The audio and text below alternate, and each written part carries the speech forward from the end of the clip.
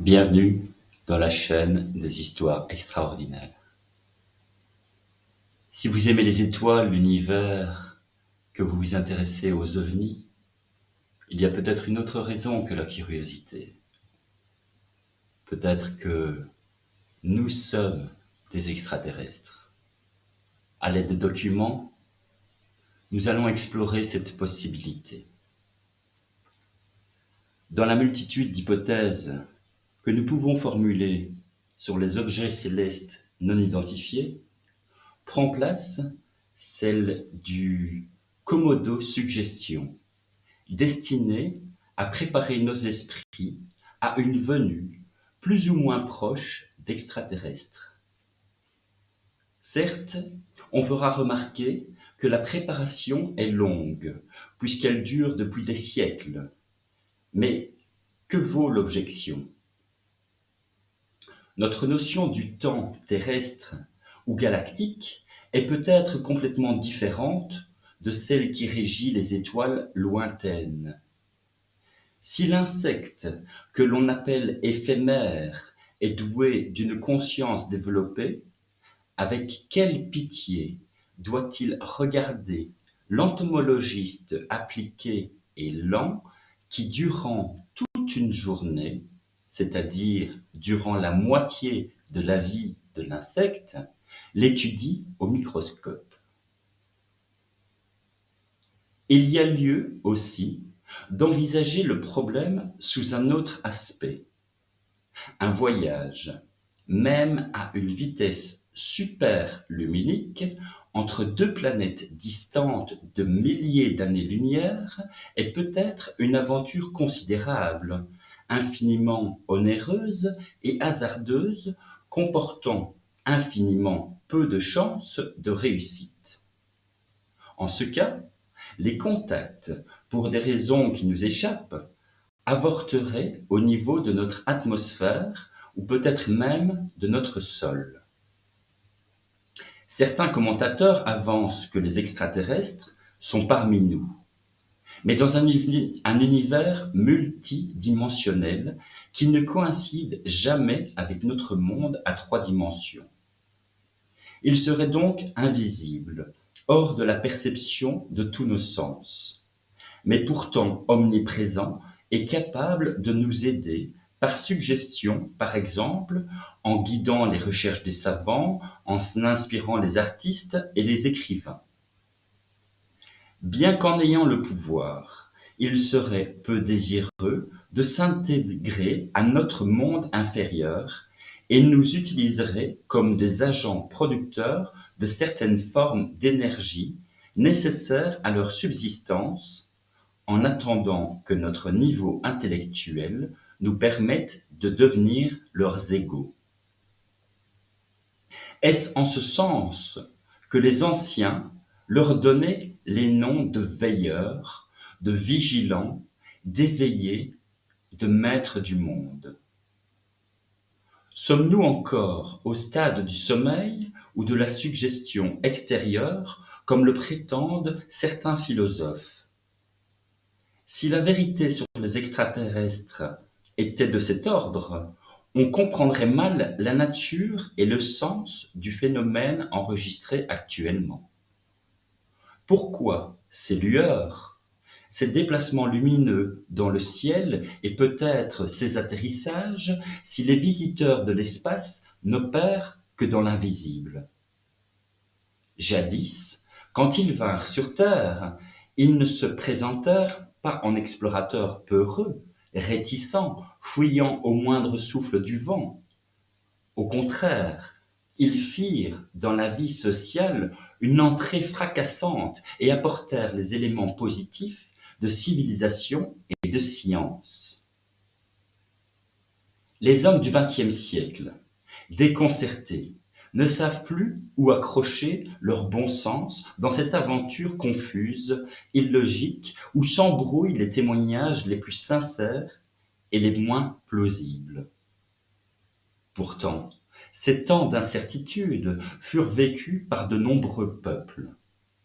Il y a 12 000 et 5 000 ans, des cosmonautes sont venus sur la Terre, et sur ce point ne subsiste aucun doute.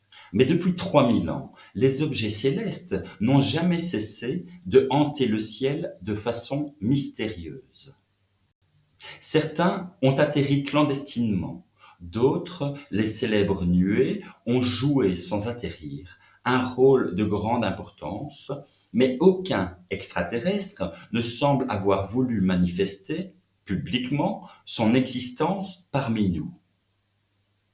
Notre problème coïncidant avec celui de nos ancêtres, nous pensons que l'étude des ovnis antiques est susceptible d'apporter un peu plus d'ordre dans la confusion où nous nous trouvons. Le papyrus de Tully.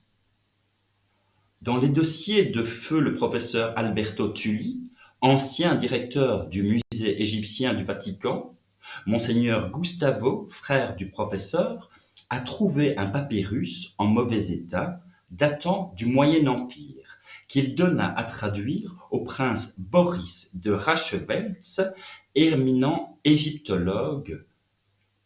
Compte tenu des lacunes, le papyrus donnait une étrange relation. Au cours du 3e mois de l'hiver de l'année 22, à la 6e heure du jour, les scribes de la maison de Ville virent un cercle de feu dans le ciel. Il n'eut pas de tête. Le souffle de sa gueule avait une odeur nauséabonde. Son corps avait la longueur et la largeur d'un bâton, et il n'avait pas de voix. Les cœurs des scribes furent remplis de terreur et de confusion, et ils se jetèrent à plat ventre. Ils virent rendre compte au Pharaon. Sa Majesté ordonna, et il médita sur ce qui était arrivé et qui fut enregistré sur des papyrus à la maison de Vie. Après que quelques jours se furent écoulés, ces choses, les cercles de feu, devinrent plus nombreux que jamais dans le ciel.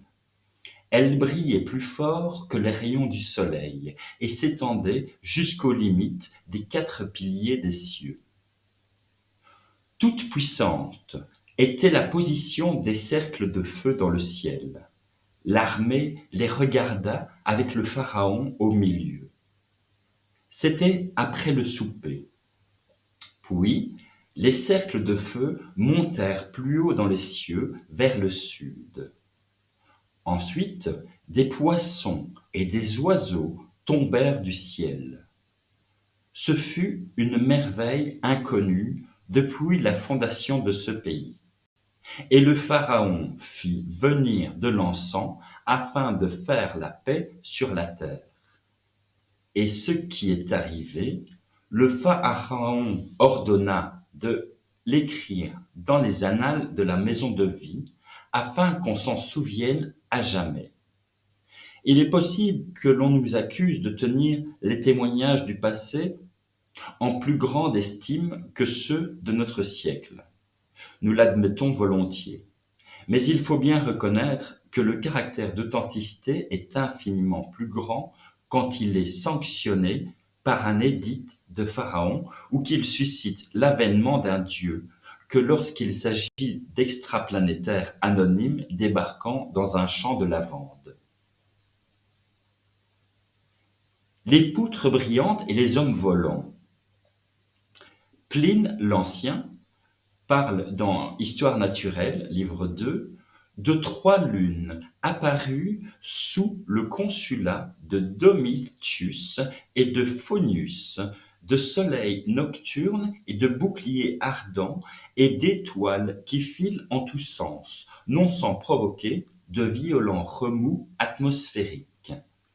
Il cite aussi les poutres brillantes qui apparurent lors de la défaite navale qui coûta aux Lacédémoniens l'empire de la Grèce. Il n'est pas absurde de penser que ces engins volants favorisèrent peut-être un camp au détriment de l'autre.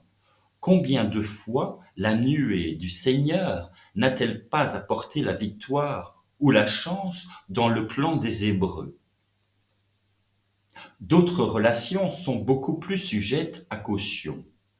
Les traditions des Indiens du Minnesota et du Canada, rapportées par George Hunt Williams, assurent qu'avant l'arrivée des Européens, des chars silencieux à forme arrondie atterrissaient sur leurs lacs.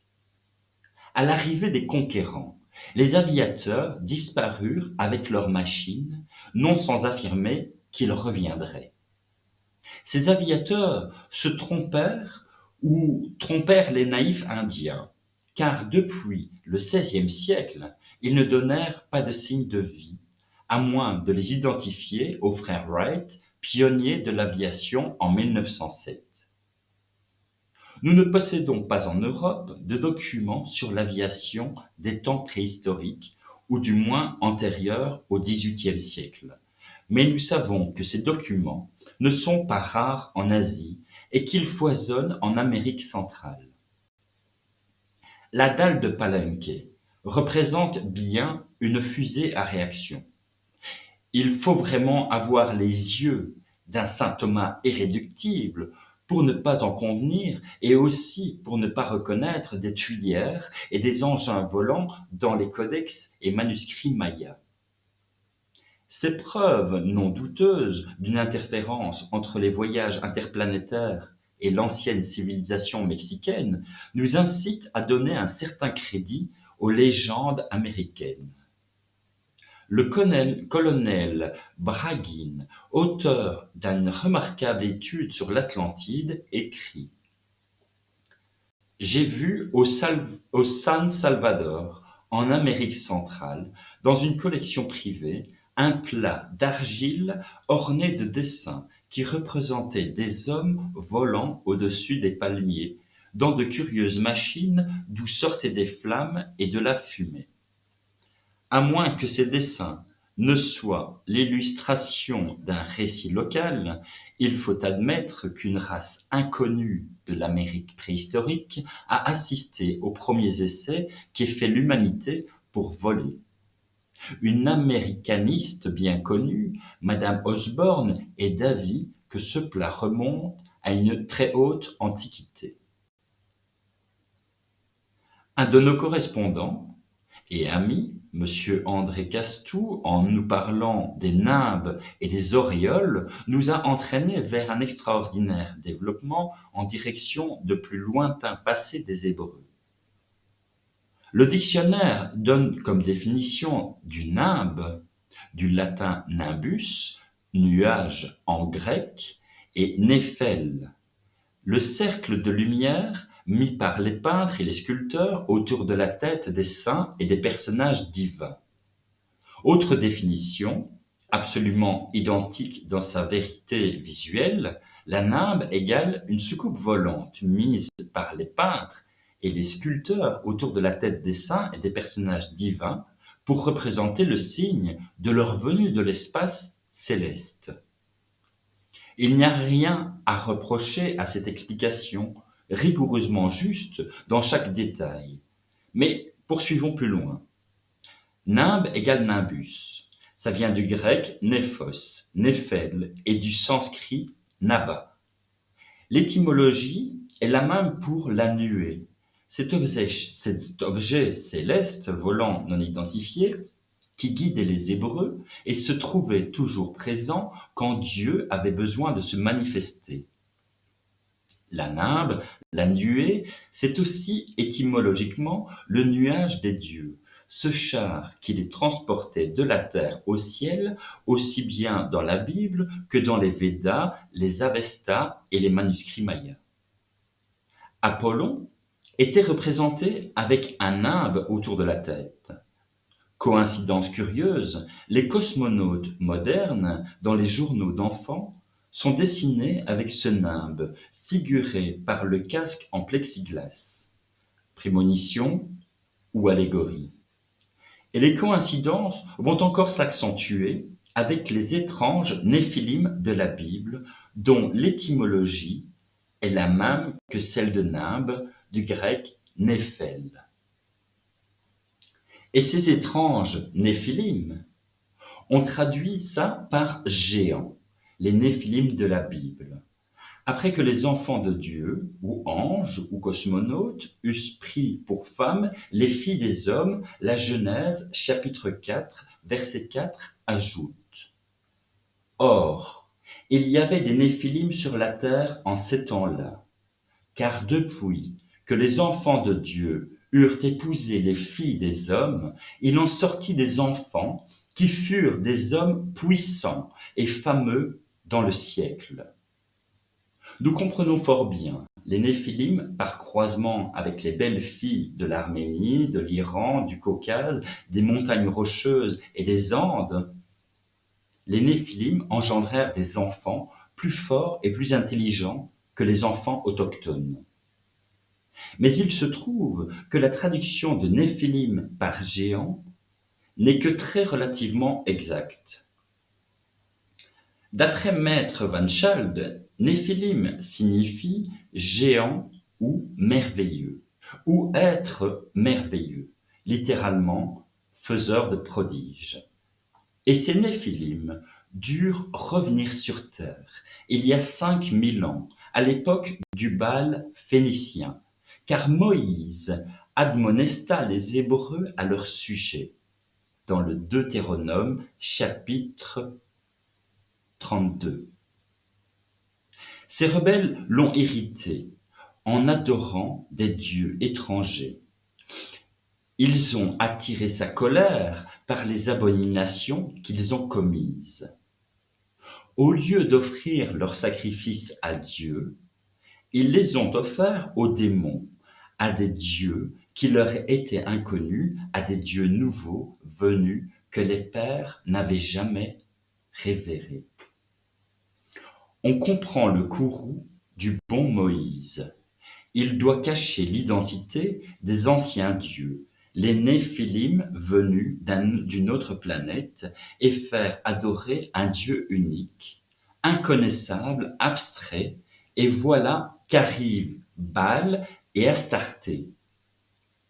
Et les Hébreux, de même que les peuples d'Asie mineure, frappés par cette éruption d'initiateurs extraterrestres, se mettent à leur rendre grâce.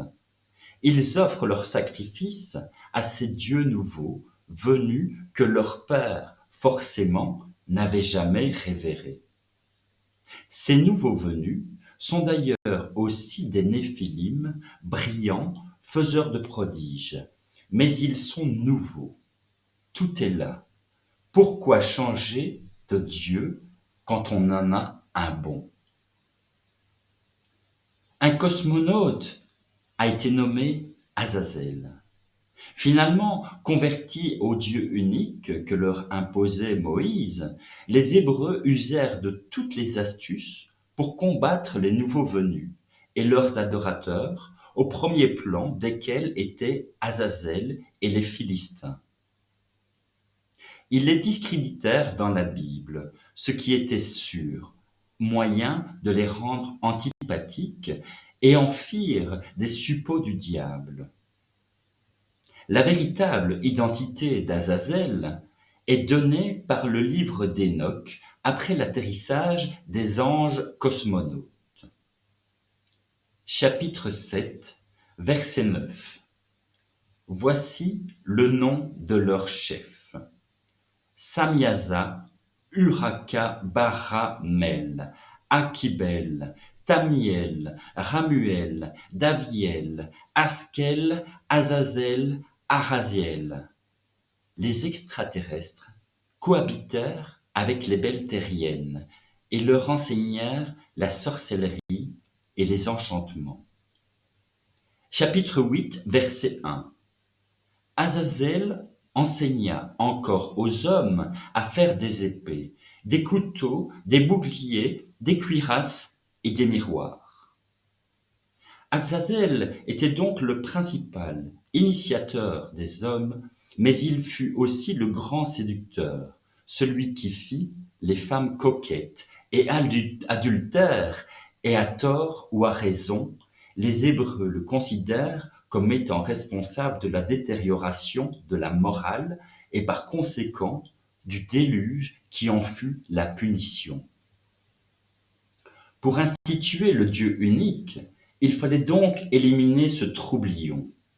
Ce qu'ils firent non sans éprouver quelques scrupules, puisque Azazel, lors de la cérémonie des expiations, bénéficia seul avec l'Éternel de l'offrande d'un bouc. Les Hébreux avaient de bonnes raisons d'enlever à l'ange cosmonaute son auréole de Dieu, mais ils avaient tort de l'effacer de l'histoire de la civilisation. Là était leur faute. Durant des millénaires, ils seront dévorés par un complexe de culpabilité et se confesseront sous le voile en rendant un certain hommage à celui qu'ils dépouillèrent. Il est très important de noter qu'Azazel est bien authentiquement le nom de celui à qui les Hébreux demandèrent une remise de leurs péchés. Dans la Torah, il est dit que le bouc émissaire sera envoyé à Azazel. Or, le mot hébreu traduit par à signifie pour ou encore, à destination de, ce qui donne son sens véritable à la cérémonie. Il s'agirait donc bien d'une expiation, d'une reconnaissance de dette.